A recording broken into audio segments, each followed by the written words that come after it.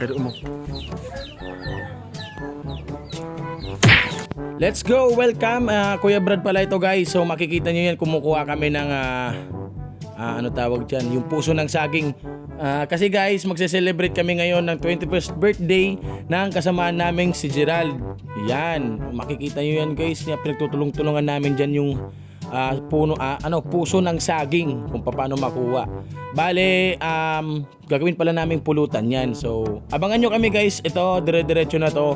Bale, salamat nga pala sa nagbigay na puso ng saging. Ayan kay Manoy Chito. Thank you so much Manoy. At syempre pati na rin dun sa mga batang nag-effort na kunin yung puso ng saging. Yes. So, let's go na guys. At yun, gusto ko rin po pala pasalamatan yung mga taong nag-effort at nagbigay ng GCash para makadagdag sa gagawin naming celebration, kaunting celebration lang sa birthday ng aming kasamahan. Maraming salamat kay Ma'am Sergi at kay Ma'am Berna. Ayan, malaking tulong po yung naibigay nyo ma'am. Thank you so much po ulit. Mabuhay kayo, God bless. At yan na nga, yan po pala yung birthday boy. Hello nga, hello. Yan. Magsisimula na kaming magluto dyan guys. So ako yung magiging kusinero muna sa ngayon. So let's go na. Let's go.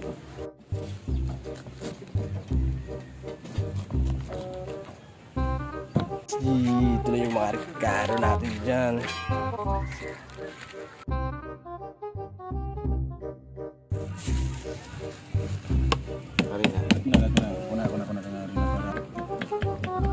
Ayan po. Binilis-bilisan na po ni Kuya. At syempre, para sumarap yung pagkain, kailangan na kumpleto yung Ricardo. Yan. Galing naman. Yan. Napakaganda pagkalagay. Alam niyo kasi yung pagluluto, kailangan nasa puso yan. At para maiba yung lasa, syempre nilagyan namin ng kakaibang ingredients yan. Crispy fry. Yung maliit lang. Tapos yan, nilagyan ko na ng sibuyas. At isunod natin yung paminta. Lagyan namin ng magic sarap para naman masarap ang pagkain. Siyempre, hindi na natin papatagalin to. Sinunod ko na yung harina. At nilagyan ko ng kaunting tubig para dumikit yung mga ingredients dun mismo sa puso ng saging. At nakikita nyo naman. Let's go! Huwag sarap nito lutuin. So ayan, nagpe-prepare na ako para magpainit na ng kawali at tuluyan na tayong magprito. At ayan na yan, yung mantika. Ilabas na yung mantika natin dyan. At yan palang time na yan, may naisip akong kulang na ingredients. Itlog na masarap. Sinasabi ko na, 2 itlog. Bali, lato-lato tawag dyan. Kaya let's go, Bantiko. Deliver mo na kaagad sa akin yan para mailagay na natin. At yun na nga. Sheesh. At yan pa yung isa. Diba?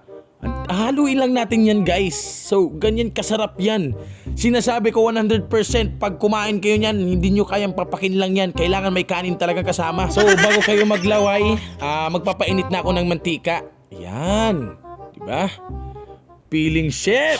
At ilagay na natin syempre yung lulutuin na ukoy. So nilaki-lakihan ko ng kaunti yung piraso niya guys, kasi i-slicein niya ni Bantiko para pampulutan, kasi hindi naman pwede kasing buo nating ilalagay natin yan sa inuman. Baka isang ikot lang guys, ubos na kagad. Tingnan nyo naman, hindi pa nga nagsisimula mag-inuman, may kumukuha na. Pipeo, pulutan yan, sinasabi ko sa'yo. Bale, ayan na nga, makikita nyo, dala-dala na ni Bantiko ang iinumin namin. So ang gagawin lang namin dyan guys, sembot. So bali kasi pagkatapos namin magluto, naligo muna ako at kumain ng lunch at saka lang ako bumalik para mag-prepare ng aming pwestuhan. Bali yung pinagpwestuhan namin, yun din pwesto namin nung nagluto kami.